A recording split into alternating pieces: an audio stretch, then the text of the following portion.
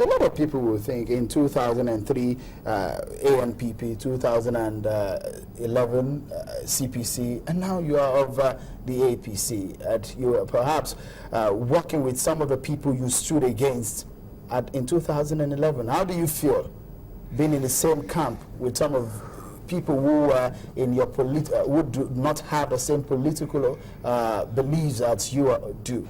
I believe I have explained why I left ANPP and we got registered in CPC, and why we again, the opposition parties then, ACN, ANPP, CPC, and to some extent ABGA and DPP, we decided to come together because we felt that none of the opposition parties will make any impact against the PDP.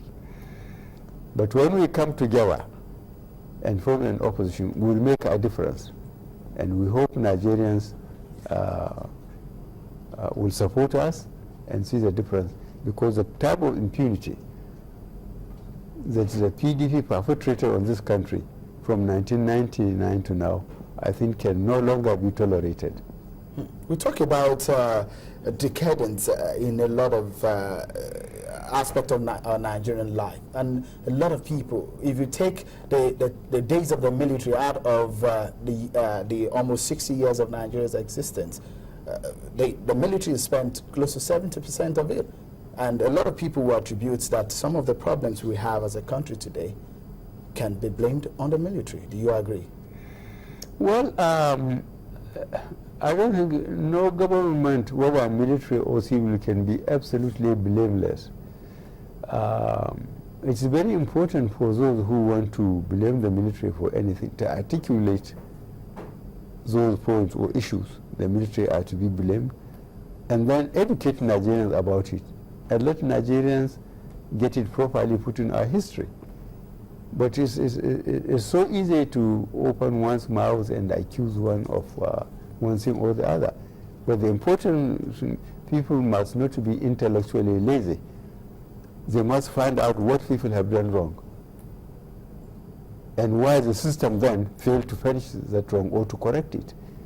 Not just to assume that because the military refused to register parties, conduct the election, but then try and find out what damage has that done.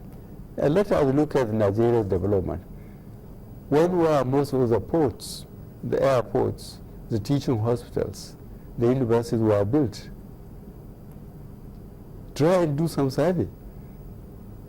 So you don't agree that the military has done a lot of damage to our growth and development as a country? I don't believe so. Well, we have a lot of monies that are being returned to us as a result of corruption in the military rule at some point. How many leaders were involved in that? In the space of 6 months, we have 3 situations where monies were returned to the Nigerian government. Exactly. Monies taken away by the military government. I agree with you, but what is involved in military administration? As far as I know about the administration. Do you have any case of such working corruption in 9 years of government administration, or in ministry last 7 months, or in my 20 months? Do you have any case of such corruption internationally? But you said at some point that you live in 1995, that you live in power at that time when that coup happened, was as a result of some people in your government who are corrupt, and because of your stand against corruption, they wanted you out. So you didn't believe that there was corruption in the military government? Some of the military governments, there were no corruption in them. So the military government will benefited from military rule, isn't it? Is that what you're saying? Well, if there is no corruption, automatically it means there are resources available for development. But when there is corruption, I will try and make some statements here.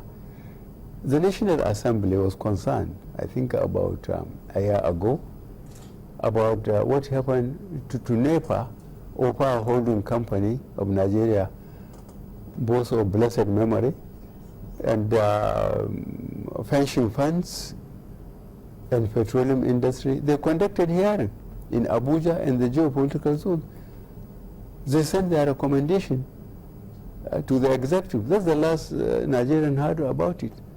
And of recent, soldiers, out of all decency, I will put it, were given foreign press interview that they have been sent to the front without weapons. And again, the National Assembly attempted to conduct hearing. They went and collected how much money was voted for the military and so on in trillions of dollars over the last 3-4 years. But that hearing was scuttled. What do you say about that? General Buhari, at this point, we know that, of course, it's popular that you stand against the issue of indiscipline and corruption. But looking at the situation of things now, if you are given that ticket and if you are elected president of Nigeria, do you think it's the same methods that you used when you came as head of government in 1983 that you will still use this time around? Well, the system is different. That's all a military administration. Although we have the Supreme Military Council, the National Council of State, and the Federal Executive Council. But this is a multi-party democratic system. But there is a constitution in place. 1999 constitution is amended, and one has to go through that. And that constitution does not allow for corruption. The problem is that the government, the central government and some of the state governments were not applying sanctions where the constitution recommends corruption should be checked. If sanctions were being applied, I assure you that hearing conducted by the National Assembly, something would have happened, and public will know the action taken by government for those who should change the government. Because, you know, what we see most of the time is how court scuttle or frustrate the efforts of fighting corruption. Would you be frustrated by this kind of situation?